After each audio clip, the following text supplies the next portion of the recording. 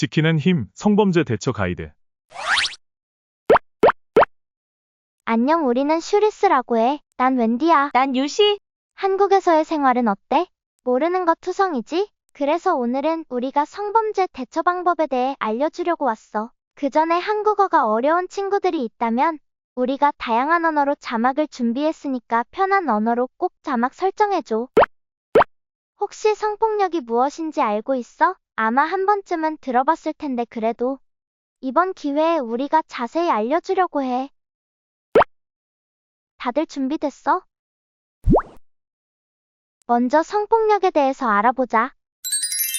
성폭력은 성적 자기결정권을 물리적인 힘이나 지위 등을 이용하여 성적인 방법으로 빼앗는 일방적인 폭력을 의미해. 성폭력은 크게는 언어, 신체 등의 형태로 일어날 수 있고, 최근에는 디지털을 이용한 디지털 성폭력도 일어나고 있어. 우리 좀 더 자세히 알아보도록 하자. 뒤에 4가지 상황은 다양한 종류의 성폭력 사례들이야. 각각 어떤 잘못된 행동인지 퀴즈를 맞춰보자. 누군가가 너에게 여자는 무조건 예뻐야 해.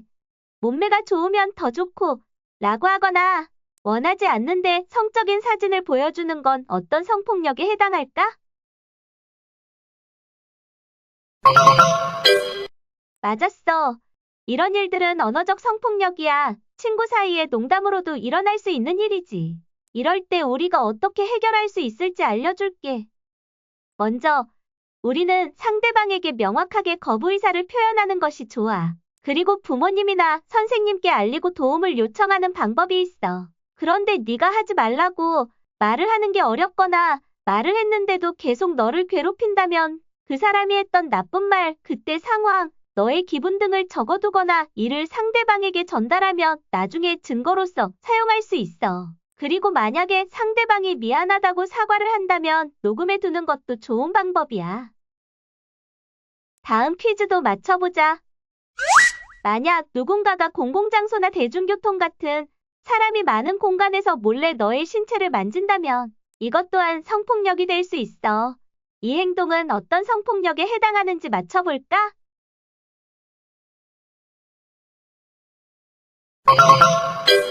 와, 다들 맞았어. 역시 똑똑하구나. 예를 들어, 지하철에서 이런 일이 일어난다면 우리는 어떻게 대처할 수 있을까? 먼저, 지하철이 붐비는 시간에 일어날 수 있는 가벼운 접촉도 네가 불쾌하다면 즉시 그 자리를 벗어나는 방법이 있어. 혹시라도 자리를 이동하는 게 어려운 상황이라면 명확하게 하지 마세요 라고 싫다는 의사를 표현하는 게 좋아. 그래도 상대방이 멈추지 않는다면 큰 소리로 주변 사람들에게 도움을 요청하자. 많은 사람들이 성추행을 가볍게 생각해서 신고하지 않는 경우가 많아. 그렇지만 신고를 한다면 다음 피해자를 막을 수 있어. 어떤 중학교에서는 우리를 보호해줄 선생님이 이주 배경을 가진 학생들을 강제로 껴안고 만지는 범죄를 저지르기도 했대. 그 학생들은 그런 행동이 한국 문화인 줄 알고 적극적으로 대응을 하지 못했다고 해. 남을 강제로 만지는 행동은 절대로 한국의 문화가 아니야. 이런 상황에서는 더욱 빠르게 대처할 필요가 있어. 다문화 가정의 부모인 A씨는 자신의 딸인 B양에게 강제로 성관계를 시도했고 B양은 성폭행을 당했어.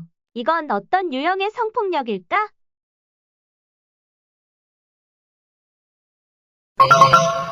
정답! 상상하기도 무섭지만 이런 일도 발생할 수 있어. 이런 상황은 신체적 성폭력에 해당하는 성폭행이라는 범죄야. 성폭행은 어른, 청소년 모두에게 심각한 신체적, 정서적 상처를 주는 일이기도 해. 그렇다면 이런 상황에선 우리가 어떻게 대처해야 할까? 이럴 땐 꼭 즉시 부모님이나 선생님, 믿을 수 있는 어른에게 도움을 요청하자. 그런 일을 당한 것은 절대 부끄럽거나 너가 잘못한 일이 아니니까 꼭 바로 부모님과 112에 도움을 요청해. 알았지? 가장 중요한 것은 옷이나 몸에 가해자의 DNA 정보가 남아있어 범죄의 증거가 될 수 있으니 몸을 씻지 않고 옷도 갈아입지 않은 채로 경찰서에 방문하는 것이 좋아. 아까 퀴즈 풀었던 사례 기억나지? 그 사례에선 피해 아동의 어머니가 해외 출신이라 방법을 잘 몰라서 늦게 신고를 했어. 그럼에도 정부와 기관들은 따로 임시 거처를 마련해주고 가해자와 강제적으로 분리해주는 방법으로 피해자를 보호했대. 늦어도 도움받을 수 있으니까 신고하는 것은 정말 중요해. 마지막 사례야. 이번에도 잘 맞추어 보자. 어떤 사람이 몰래 너의 몸을 촬영하거나 촬영하라고 시키는 행동. 그 사진을 가지고 널 협박하고 인터넷에 사진을 올리는 행동이나 음란물에 너의 얼굴을 합성하는 행동. SNS나 채팅방에서 원치 않는 성적인 내용을 말하는 행동. 모두 어디에 포함되는 범죄일까?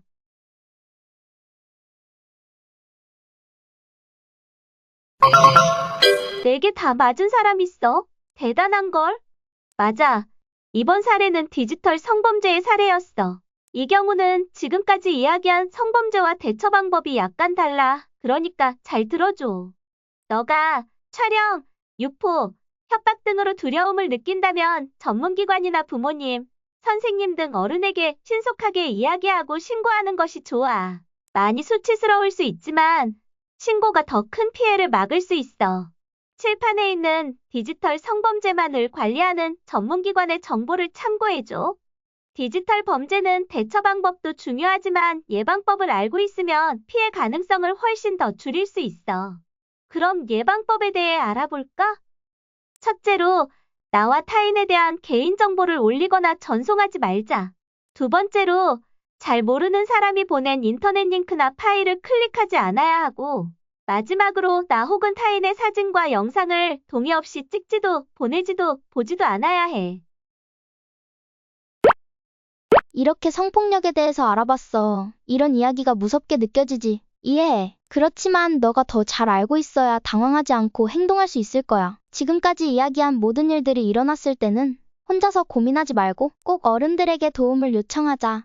한국에는 너에게 도움을 줄 수 있는 기관들이 있어. 112, 1366, 해바라기 센터로 도움을 요청하면 많은 선생님들이 신고하는 것도 병원에 가야 하는 것도 모두 발벗고 도와주실 거야. 112에 도움을 요청하는 게 무서운 친구들도 있을 거야. 그런데 너가 어떤 상황을 가졌든 만 18세 미만의 이주 배경을 가진 모든 친구들은 한국에서 무조건 보호받을 수 있어. 그러니까 모두 걱정하지 말고 피해가 있다면 신고해야 해.